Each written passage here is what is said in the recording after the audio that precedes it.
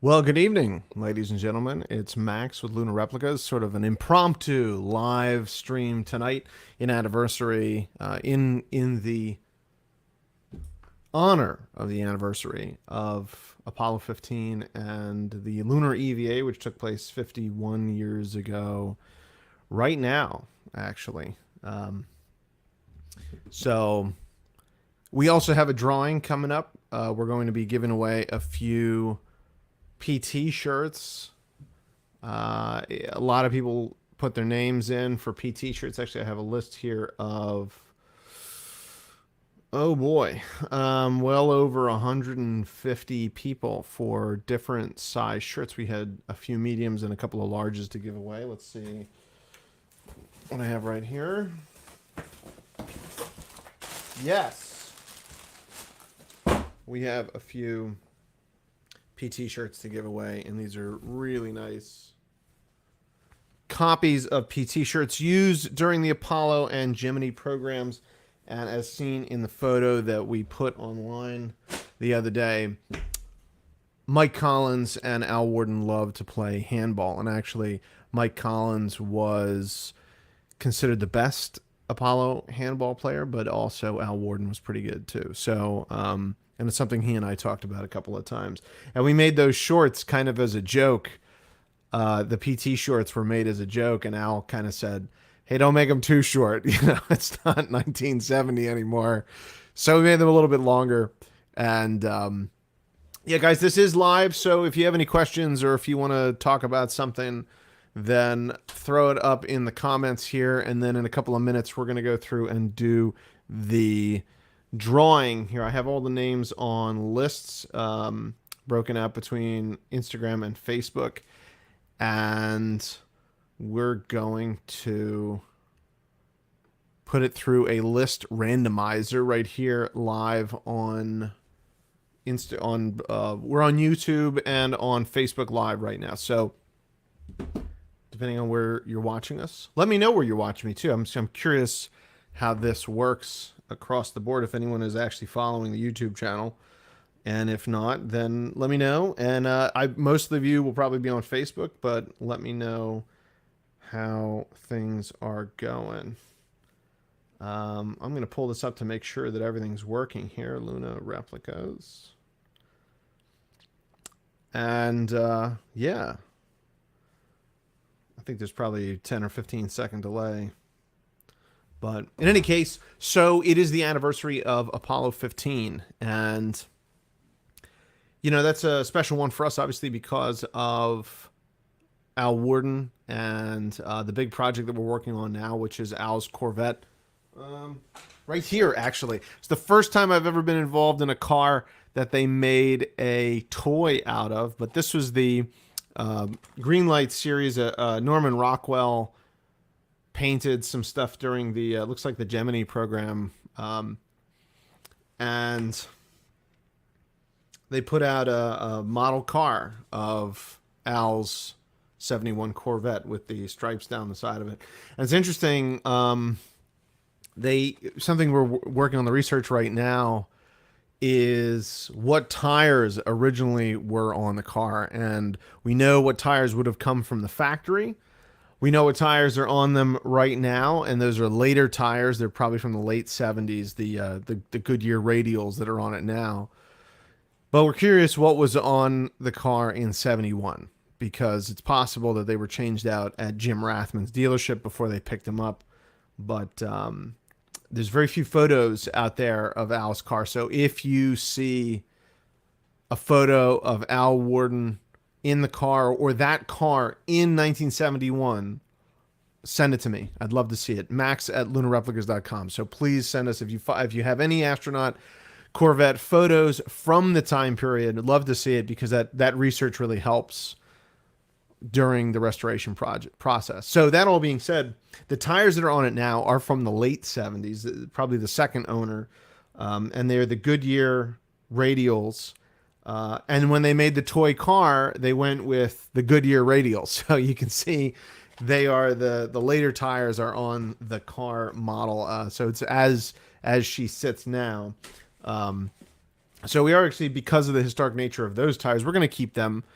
and not do anything with them. But when we find out exactly what tires were originally on the car in 1971, those are what is going to be put back on the car. And lots of different companies, several different companies make reproduction tires now. So anyway, we'll do more updates about the car on a later date. We're doing a whole video series on that. So that'd be cool, especially if you're into Corvettes or car restoration. We'll talk more about that. I see a whole bunch of people. Logan, you're in Alaska. Jay is also in Alaska. Jay and Logan, you guys should meet up at some point. Juan, Mike, I'm so nice to see you guys. Mike, two Mikes. I know it's the same Mike.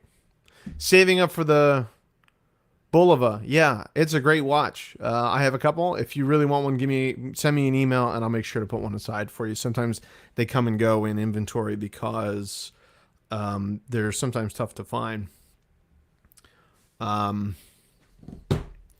So what else can we talk about Apollo 15? Apollo 15 was one of the first, actually here, that's the command module from Apollo 15 right there. And that is a really nice painting of Al going up in the command module, or doing the walkout to the command module in the gantry-way. I have a couple pieces from Apollo 15, actually. That right there is a screw that came out of the command module. That was during disassembly. And let's see what else. I think I have a piece of parachute cord. Yeah, there was a piece of parachute cord. Oh, of course, I have Al's sunglasses case. So the sunglasses case that went to the moon with Al Warden in the command module is sitting on my shelf over here, and I didn't bring it out. But in any case, the first J mission, Apollo 15, was an amazing first J mission, which was scientific, much more scientific. So the command module pilot had a lot more to do with the sim package on the bottom side of the command module. There was taking a bunch of pictures and readings and all sorts of other things, scouting out future landing sites and other geographical stuff about the planet. About the moon. And also trying to really figure out the composition of the moon from space. I think there were some things that were done with lasers or something like that, telling the composition. How do you get into the giveaway? It was listed for the last couple of days or about a week or so on Instagram and Facebook. So a whole bunch of people commented and shared that post, and that's how you got in on the giveaway. And it closed yesterday. We were going to do this yesterday, but I got kind of busy.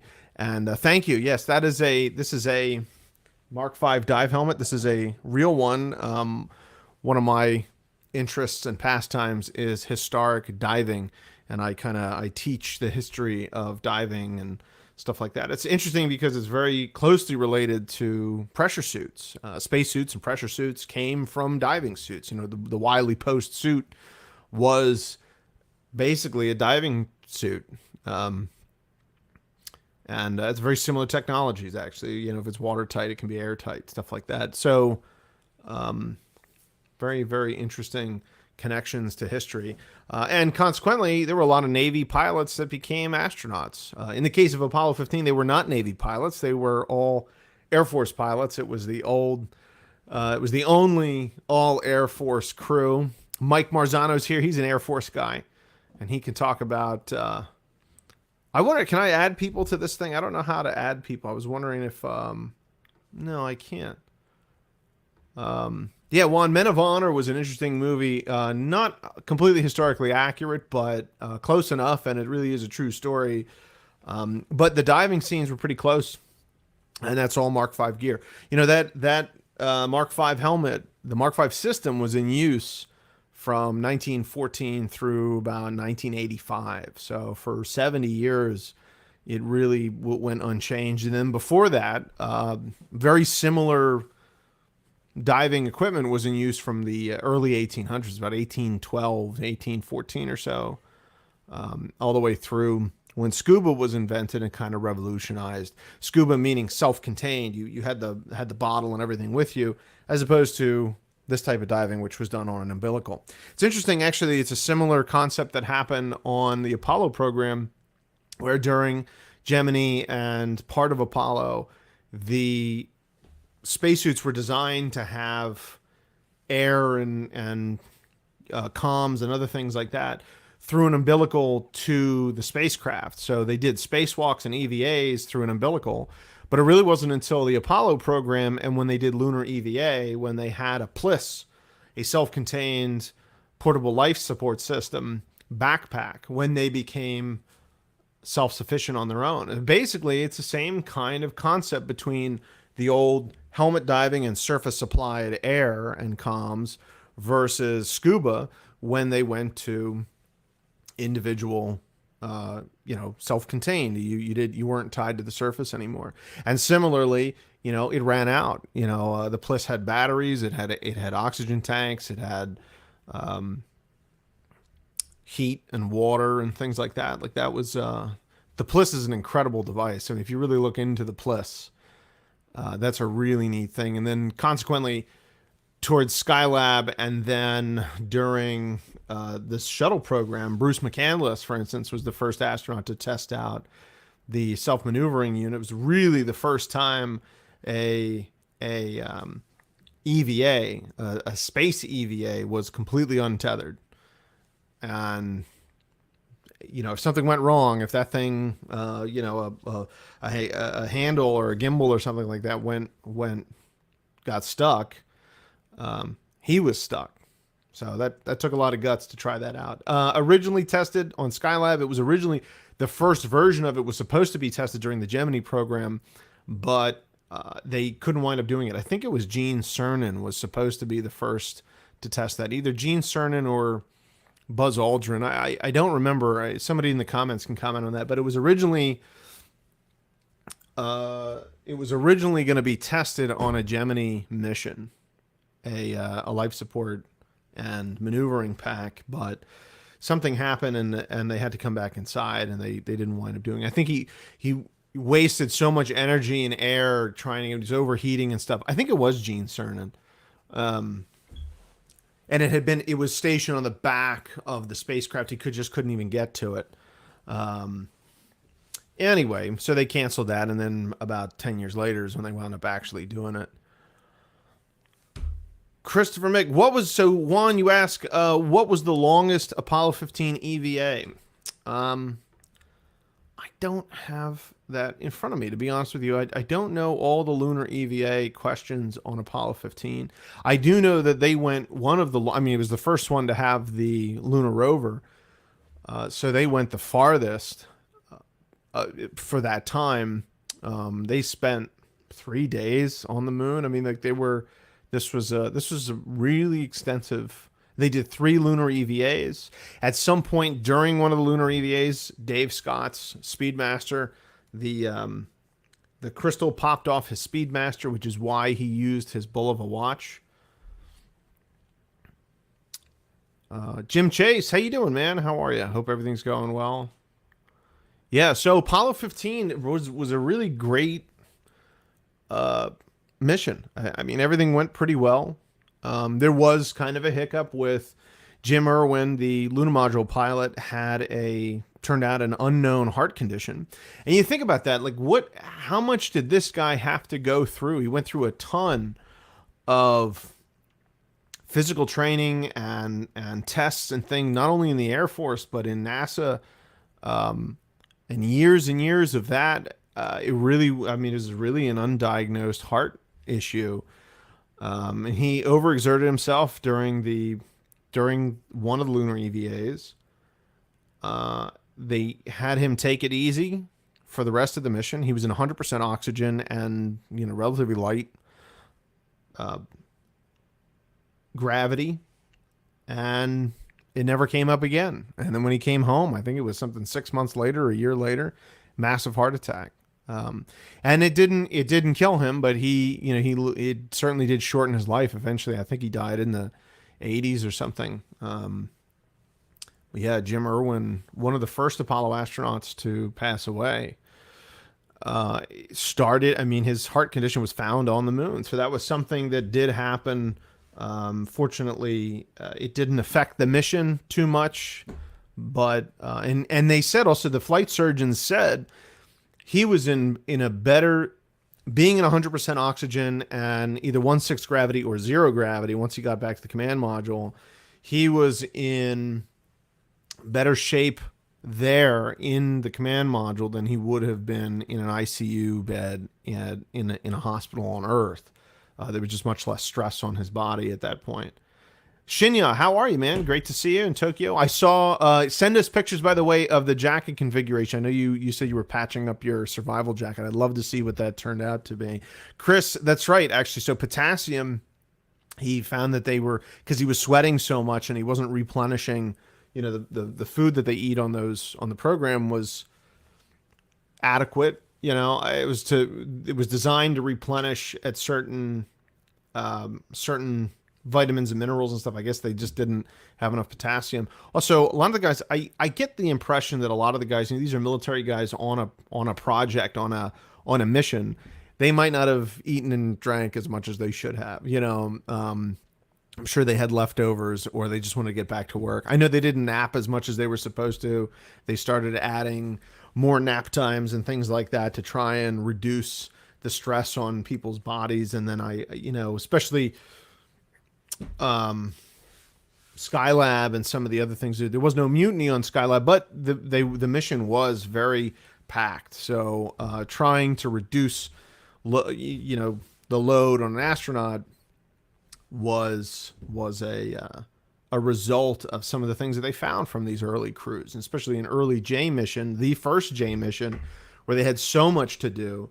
I mean, Al talks about in his book, the phenomenal book by Francis French and Al Warden, Falling to Earth, he talks about how much stuff he had to do, and that he was by himself for a number of days, but he didn't feel like he was by himself because he had so much to do, and he was always on the comms, and he was always talking to the guys on the ground and everything. Mike Quigley, nice to see you, sir. How are you? Overloading a mission profile is, NASA spends a lot of money to get guys up there. It's a couple $2 billion every time, and they want to get their money's worth. And you only have a certain amount of time. And actually, in the case of, for instance, the SIM package on the command module, it had a life. Once you open that SIM package, it only had a couple of days that it was even going to work. Like by the end, they couldn't retract some of the scopes and stuff like that, or some of the experiments had expired basically. So you only had so much time. So packing in everything in the couple of days that you had, that's part of the mission profile. And consequently, they put really fit guys in these programs, and women. They do a ton of training to make sure that they can handle that much and not a lot of sleep, and still function adequately. Mind you, you're talking about operating both the lunar module and the command module. You have 1,000 switches in there. You have a computer system that is very much not point and click. That's something you have to key in, and you have to key it in the right way, or else you have to start over, or something goes wrong. There isn't a whole lot of fail safes. It's like driving a manual car. You could accidentally throw that thing in reverse and grind the gears and die on a command, on Apollo.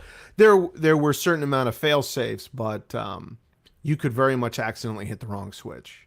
And you see in Apollo 13, the movie, where they had taped over some pieces of paper over the jettison buttons and stuff for the lunar modules. Well, I was getting kind of punchy. I didn't want to hit the wrong. That was true. I mean, that could happen. If you hit the wrong switch, there was no whoopsies. Do you confirmation? It was a direct drive. What else could we talk about Apollo 15? Is there anything? I'd love to bring people on. I just don't know. That's right. Kevin Bacon's character, who was, I'm blanking on the Apollo 13 crew. Sorry. Fred Hayes, Jim Lovell, and Jack Swigert. Played Jack Swigert. Another astronaut who was lost pretty soon. Jack Swigert died in the 80s. Congressman-elect from Colorado, I believe. He had just won the Colorado congressional election and died. There's a wonderful statue of him in Denver as well. If you go to the Denver airport, there's a statue of him Wasn't Rusty Schweigert. Rusty Schweigert was taken off the, or not Rusty, I'm sorry. Yeah, no, it was, I was right.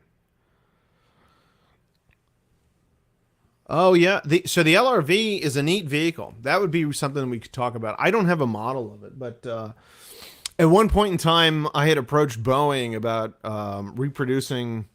There were the lunar rover license plates. They had a little license plate, and it's LRV1 or something, and it has the old Boeing logo on it. I wanted to get that licensed and sell to people. Something kind of like we do with the lunar. Oh, actually, here. This is a copy of Apollo 15 Falcon's lunar the plaque on the limb. These sit on the legs of the limb. This is a little bit smaller than the real one. Yes, Jack Swigert, right.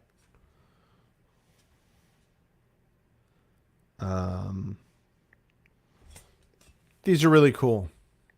Another thing coming up actually during the Apollo 15 third, where is it? Yeah, during the third EVA, they left a plaque on the moon with all the names of astronauts and cosmonauts that they knew at the time had either died in space or in the pursuit of manned space flight.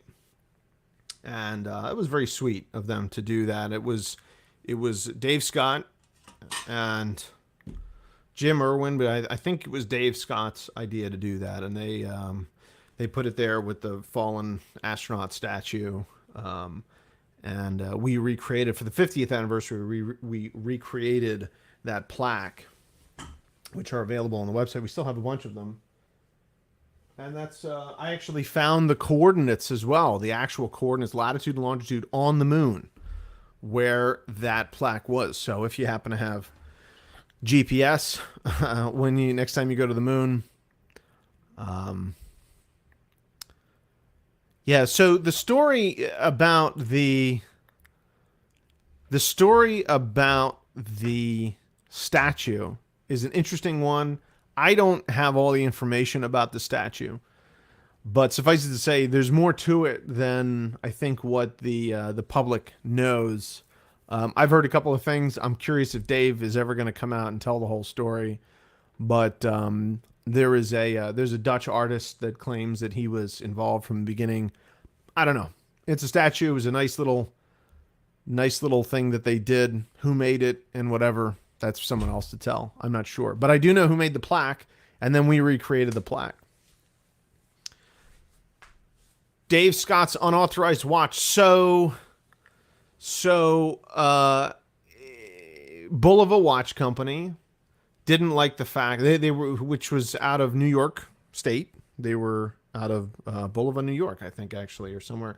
They didn't like the fact that a Swiss company was providing all of these watches to NASA, and they were getting a ton of free advertisement out of that fact. Now, Omega, there was no political anything to this. It was Omega survived the NASA tests. It did the best, and that's the watch they were going to use. I mean, NASA didn't play that kind of politics when it came to mission critical hardware. It had to work. So Bulova submitted a watch to NASA. It got rejected. I think at one point, it was a Hamilton or somebody, another American company had submitted like a pocket watch, and NASA just said, forget it. And it didn't pass anyway. But they had tried. I mean, NASA tried using an American watch, and it didn't wind up going. And the Omega Speedmaster became the watch since the Gemini program. It had been worn privately by Wally Schirra during his flight on Sigma 7 during the Mercury program, but that was just his personal watch. Same thing with the Scott Carpenter's watch, the Breitling Navitimer. That was Scott Carpenter reached out to them. They made a 24-hour watch, 24-hour dial watch. and he brought it with him, and it wound up getting flooded. And they just recently, actually, the Breitling family, the world had thought that watch disappeared. He sent it back to Breitling, and they sent him a replacement after it got flooded on his mission. Aurora 7, I think, right? And I guess, yeah, Gordon Cooper must have. They all had them, actually. So during John Glenn's estate sale, his Breitling went up for sale, actually, and I saw it, and they wanted a lot of money for it. It was totally worth it, and somebody wound up with all of them, actually. Somebody who's a major watch historian and collector. And there's a great article about it that came out a couple years ago that he found and restored all of John Glenn's watches. And I held a few of them. In fact, they were selling Annie Glenn, who was still alive at the time. Annie Glenn had a Rolex Datejust that John Glenn had bought her, and it was engraved and stuff like that on the back. That was for sale too. And beautiful little watch. I mean, it's just a nice little silver, white gold or something Datejust. But I'm a big watch guy, and I went to the John Glenn estate sale, which was nice but kind of sad, actually. When you're an important figure and people are coming in and buying your toothpaste, I kid you not, they were buying toothpaste and socks and ties and stuff out of his closet. I think you'd think there'd be a little bit more dignity, but it's an estate sale, just like anyone else, I guess. No. So, Mike, you asked if Dave Scott got in any trouble from the watch here. Let's see if this actually works. Cool. Did Dave Scott get in any trouble from the watch incident? Not as far as I know. They got in trouble for other stuff. But the thing with the watch was, so Bulova, instead of trying to go through the official channel of NASA anymore, they went directly to the astronauts, because the astronauts had a lot of say over some of that gear and stuff. If they wanted something, generally it would work. So they went directly to Dave. Dave said, I'll try it out, I guess. He put it in his pocket, and it happened to be during the second EVA, his Speedmaster crystal popped off, which had happened before. I believe it happened to Charlie Duke or something. So this wasn't just what a coincidence kind of thing. It actually was known to happen. So the crystal popped off his Speedmaster. He put the Bulova watch on, and they wore it for the rest of the mission. And you can see it on Splashdown. You can see it in some of the photos on the moon. And then he wound up auctioning it off several years ago, and it was over $1 million or something. It was crazy. But yeah, they didn't wind up using the watch. I mean, it was not. Coincidentally, Bulova wanted to be an American manufacturer in the space program. The watch they used was actually made in Geneva. So, was it an American watch? Really? The Speedmaster, I believe the cases were made in the United States. The ones they used for the Apollo program, the cases or some part of it was either made or assembled in the U.S. so that it qualified as substantially made in the U.S. or something for the military. And yeah, Mike, that's there's a lot of guys that went up with their Accutron astronauts. There's actually a lot of Rolexes that went to space too. Jack Swigert, I believe, brought his GMT Master on Apollo 13. I don't know if anyone on 15 brought theirs. I know Al Worden wore, at least in 66, 67, and when he was an Air Force pilot, he wore a GMT Master. Later in life, he always wore Speedmasters. I mean, I only ever saw him wear a Speedmaster, but he did wear a GMT Master when he was flying earlier. All right, let's do a couple of these giveaways here. So let's start with the folks through Facebook. Yes, Alan Shepard did take his GMT Master on 14. So did Ed Mitchell. I think he took 2 with him, and he wore them on both wrists. So did, I think, Gene Cernan brought his as well. He wore it under his spacesuit. Very comfortable watch. I have a GMT Master from the 90s or early 2000s or something, before they changed the case size to be the bigger case. All right, let's take a look. We'll take a look at the list of mediums from Facebook. Let's see. Can I share my screen here? Yes, here we go. Okay. So through the help of random.org, now I don't know if they're actually helping us or not, but I have put the list here. These are people that wanted medium shirts through Facebook. There were about 12, 13 people. And let's see, we're going to randomize and boom, there we go. Jenny Byers. Jenny Byers, you are the winner of one of the medium shirts from the Facebook listing here. Now let's take this back down. Okay. Now we're gonna go do the larges. Let's see. Let's go back. We'll do another list here. Okay, several people went in for larges.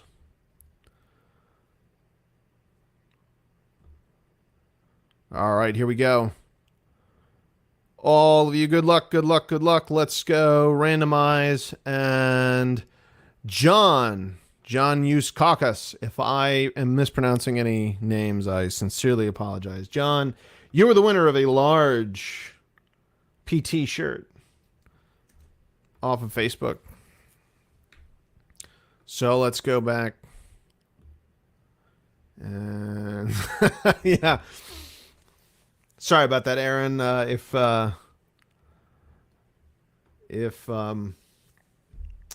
we do another one next time, we'll make sure that the top and bottom of the list actually are the winners. That would be actually kind of clever. You can either be on the top, or if you're the dead bottom, you win something too. You get some sort of door prize, you know, gum wrapper or something like that. No, I'm just kidding. All right, let's go through the Instagram, folks. You guys have some really interesting Instagram handles. And again, if I'm butchering anybody's name, I sincerely apologize. So this is for the medium shirt through Instagram.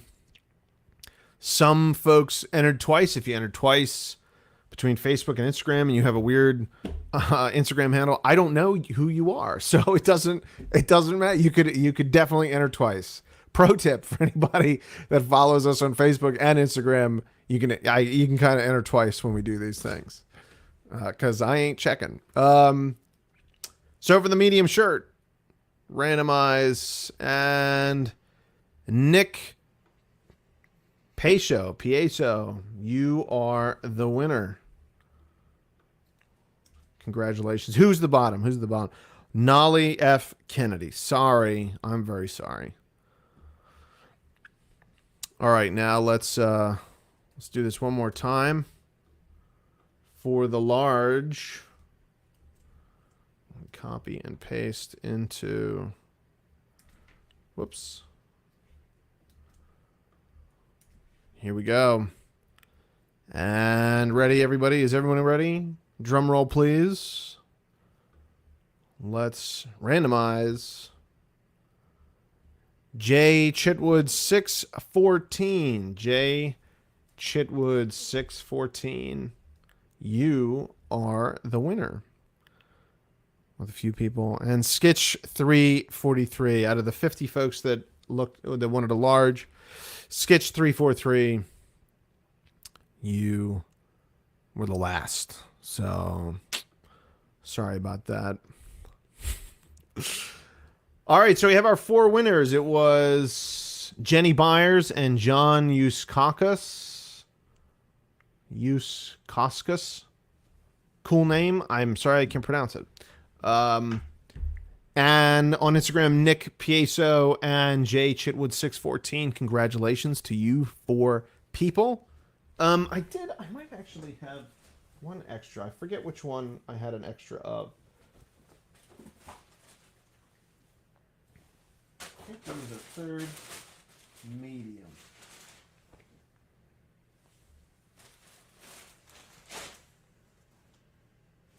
Large. Was there a third large? I took several out. So, no, it was another medium. We were doing a movie. We were helping out with a film. and they wanted NASA accoutrements, and sent them a couple of PT shirts, and they didn't wind up using them. They said they didn't look vintage enough, and they didn't match the shorts in color. And I said, well, gee, the original ones didn't match either, and we matched that exactly. And they said, well, it's Hollywood. We want matching shirts and shorts. You know, you can only lead a horse to water. The truth is, they never matched. I even sent them historical documentation and photos and videos and stuff like that. So it turns out we have another medium. I'm going to do one more. Let's do one more drawing here. For those of you who went in for medium, let's take out the two people that won. We're going to draw one more.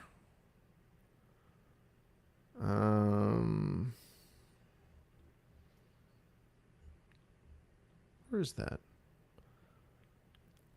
Let's try this again. I know this is really compelling TV. Yeah, Jim. So yes, definitely typical Hollywood. They wanted, it's a visual medium. And if you're the costume designer and you want it to look a certain way, and that's not exactly what was used originally, then, you take a little bit of artistic license. That's fine. I have no problem with artistic license. Even though, yes, it does look good on film, no matter whether or not it's in any case. I think it would have looked good on film no matter what, but that's just me. All right. I think we're ready to go here. I've removed the two people that won from the medium list. Let's see who wins the extra one medium shirt that we have left over here. And we'll randomize. And Liam Sizwed. I apologize, but you're the winner. Congratulations. Liam, where are you here? Liam. Whoops. Where did he go? There we go. Liam, congratulations. You are the winner of the extra medium shirt. Aaron, it should absolutely look accurate rather than good, but it also looks good. So, two birds with one stone there. All right, guys, we got a couple minutes left. If you want to talk more about Apollo 15 or anything specific, if you have any questions about the Corvette project or any other thing you want to chat about, then by all means, go for it. Across Airless Worlds was a great book on the LRV. Then I got to check that out,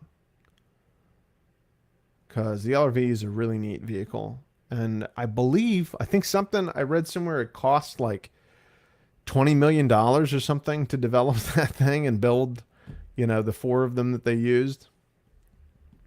Or three of them, 15, 16, 17. Only three went to the moon. That's a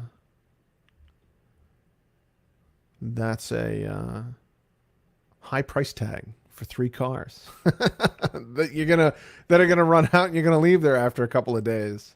I wonder how many miles they actually put on that thing. Does anyone know how many miles they actually put on the LRV during Apollo 15?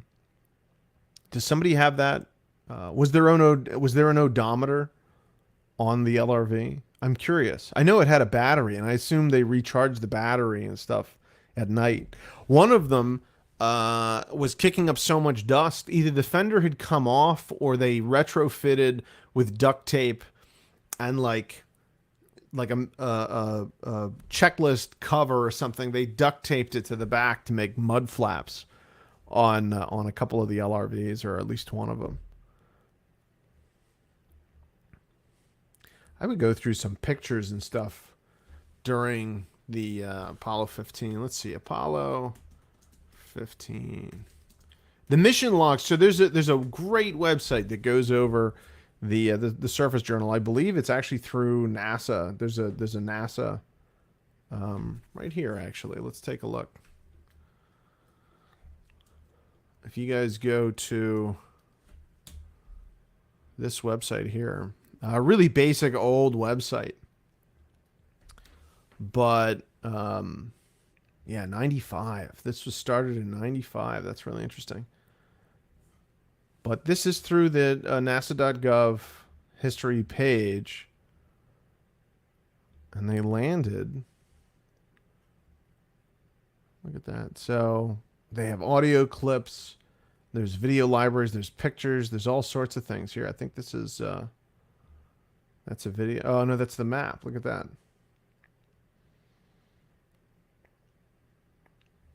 Fascinating. It's even more fascinating. So I was reading somewhere about the non-intuitive nature that is orbital dynamics and orbital physics, where you are slowing down to catch up, kind of stuff like that, or like you slow down to get higher. Like it's just there's a really interesting non-intuitive stuff, and it took them a while to figure out. And that was oh, here Mike said 17.3 miles. So this was how many miles they put on the LRV on Apollo 15. So $18 million for 17 miles. Here's the whole audio clip here. Actually, I don't think I can share audio through this, but Al and Dave and Jim going through the landing.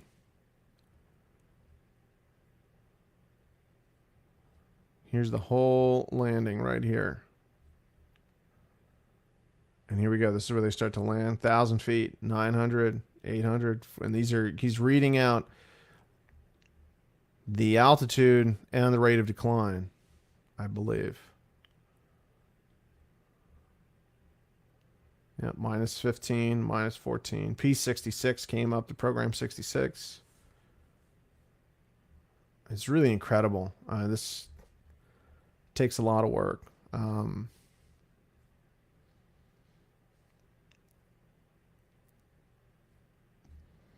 Anyway, check out this website. I mean, this is a really neat website, and that is, if you just type in Apollo 15 Lunar Surface Journal on Google, this should come up.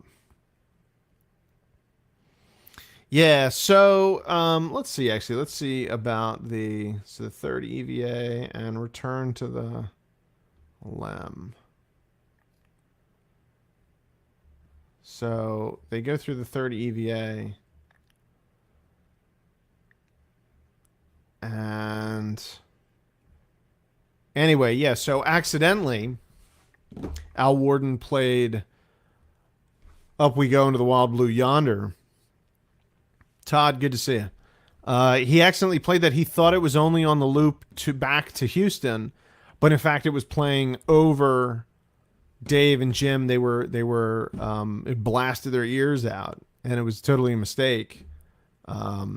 And everybody thought it was kind of funny, but Dave was real pissed, and he gave Al a little once he came back. Once they got up there, it was kind of poor timing, but it was a fun little thing to do, I guess. If there had been an abort or any kind of issue or something like that, they wouldn't have been able to hear. But turned out okay, no harm, no foul. And then Dave gave him a dressing down. The dynamic of that flight was kind of they were friendly, but they weren't all friends. Not like the Apollo 12 crew, where they went everywhere together and they drove the same car and stuff like that. I think actually, so related to the Corvette, they all got matching Corvettes. They got a red, white, and blue 71 Corvette with the stripes, just like the Apollo 12 crew. And they kind of the thought was that they would all be this tight-knit crew together and everything. And what's interesting is that Dave Scott didn't drive his car that much. And what I understand was that his wife drove it.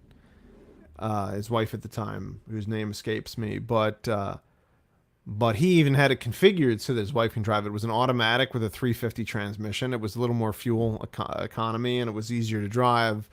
So even that kind of showed, just in that little, that he wasn't going to drive the car, that he knew that it was going to be the backup car or something. It wasn't, kind of says that that crew was not as tight as it could have been.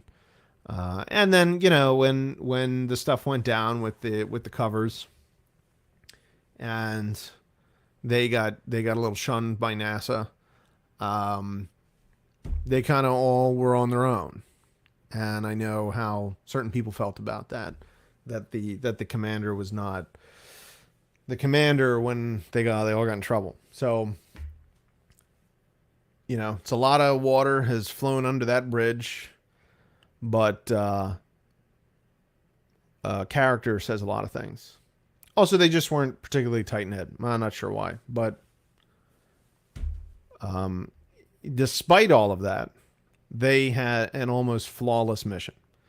And Apollo 15 went very well. And if you go through and really read all of this flight journal and look at the photos and the results of the EVA and the things that came back, the things that Al did in the command module, and the data that they collected on that mission was tremendous. And we commend them for that. This is a good question, Cody. Pony, nice to see you. Hope you guys are doing well out in the desert there. I know some friends of ours are out in Tehachapi and some of the desert areas, and I know it's been very hot. Though I did just see somewhere San Francisco might have gotten some rain today. That's very good. Got a couple minutes left. I was hoping to take this all the way to the end of the hour. So if you have any further questions, if you have any, our pen lights are back in stock. Several other things. Type 2 jackets should be arriving early next week. So if you've ordered a Type 2 jacket, they should be shipping. It has only taken 10 months. Believe me, I know. Though we're trying to keep them in stock now. We did a much larger run with the new sewing shop that we're using in LA. And so hopefully this should take us through the fall. If not, we have a sewing shop that can react within about a month or so's notice. And then within the next month, we should have, within 2 or 3 months, we should have restock if we start to run out. So I'm going to keep a closer eye on that. That's not to say if we have a big run on stuff, or if, a production or something purchases 20 jackets, if that happens, I'll be more reactive and try and start a run as soon as possible. But we are at the whim of materials and sewing time. We don't own our own sewing shop, unfortunately, but we're very close with the sewing shop that we do use. But as with anything, good sewing shops, any shop is going to be busy when you need them. So it just happens. Other stuff in the pipeline, we're going to be creating, like I said, a YouTube channel related to the Corvette project. I forgot to say, this is a big shout out to Michelle Rausch. I'm wearing her Al Warden shirt that she made as a memorial shirt for her. And actually that is one of her paintings right there. She did a really great, with Francis and Al, did this really great kids book. And I think that was the photo that's on the cover of the kids book. And I really wanted to get that picture. She also did a version of the picture of Al that he talks about in his book, that he saw this really great image of Jim Irwin's head out of the command when he was doing the Deep Space EVA.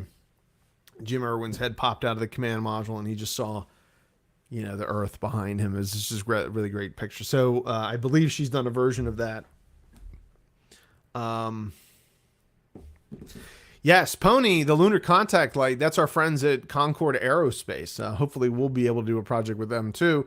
They're also doing a command module window that I either has a picture behind it or it's a screen or something. I forget what they're doing. There might be a couple different options, but they're doing a command module window in either plastic or aluminum. You can get it actually in aluminum. And I have one that Ryan Nagata made that Michael Collins signed at Space Fest when we were there in 2019. And oh yeah, I guess we would have had Space Fest the last couple of weeks. This would have been the anniversary of Space Fest. So we should do a Space Fest happy hour coming up. Apollo 15 ball caps. Yeah, so that was also delayed for a while because we couldn't get the caps made again. There was a delay at the cap, like the blanks of the caps. So we have the caps custom made also. But here's one right here,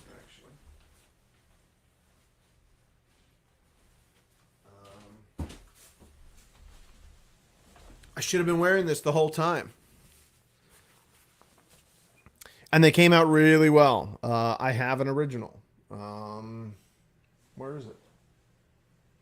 Is that the one over there? No, that's. I do have the Apollo 15 one. It's over there. But anyway, in any case, I have an original crew one without the farts and darts. And these are based.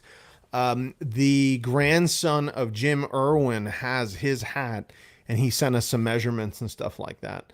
And they're very, very, very, very close to the real deal. The farts and darts on the brim there is absolutely exact. And, oh, you know what? I will show that. So we're not on recovery day yet. So the Okinawa recovery was the anniversary. That's in a couple of weeks or in a week. Let's take a look at the original cap.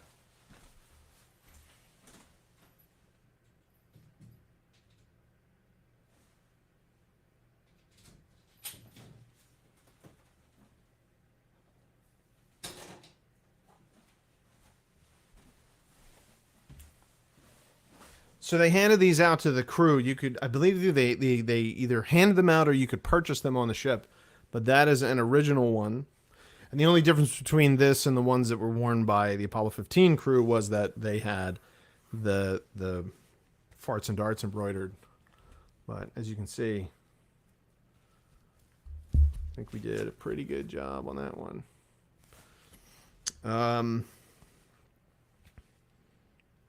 Yeah. I'm very happy with the way those turned out. It's a cool hat to wear too. You know, we're thinking about selling the blanks, just the hat itself. You know, it is a fitted hat. It's got a leather sweatband and a green visor. We recreated. There was a company called Harvard Hat Company that originally made these hats, and it was just the Navy. You know, the Navy, wore these as ship caps, and I guess there was a couple of embroidery machines on the ships for officers and the crew and stuff like that, or they would maybe have them done in port in Hawaii or something. But they were all Harvard Hat Company or Harvard hats made by like the Pittsburgh Hat Company or something. I have some of the original materials from them. And it's very difficult to find a fitted cap that's made out of wool that has, we wanted the shell to be accurate as well, not just the embroidery on top. So we made the shells. And even to the point you see the red line on here, wait a minute.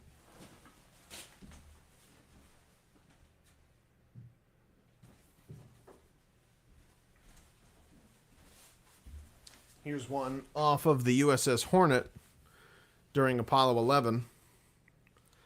The ones actually, it turns out the ones on Apollo 15, the ones on the Okinawa were a different. They were Gemsco, or at least this one is a Gemsco hat. So it's not. All the rest of them were Harvard Hat Company. Here, that's a Harvard.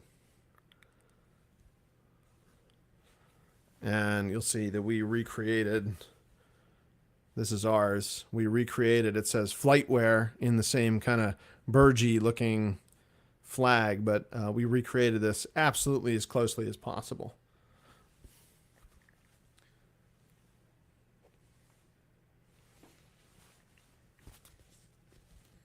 So this was a great project.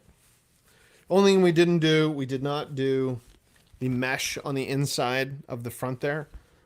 We did a different method for stiffening the front. I think this was, it has some canvas or something in it or something between the layers, but in any case, something we left off because that canvas gets really stiff and it doesn't wear that well. So it was something, and some of them didn't have it, some did, but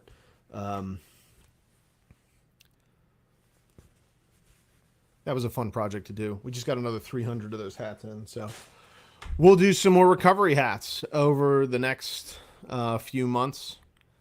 And yeah, I think maybe for the splashdown of Apollo 15, we will do another live stream and maybe bring some other people in to chat with us, and maybe a little interview, or several people can come in and have a nice little chat. We'll have a nice live stream for everybody. In any case, thank you so much for joining us. Congratulations to the folks that won the t-shirts. Those will go out early next week once we communicate and I get your address and stuff like that.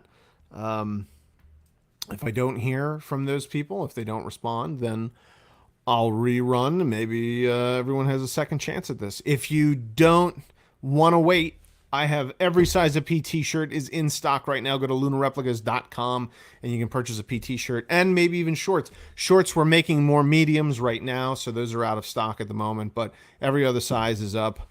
And we brought 2XLs into the mix as well recently. So if you have a larger waist like me, you'll also fit in the PT shorts. They're really comfortable, and you can wear them as a bathing suit too, which is really cool.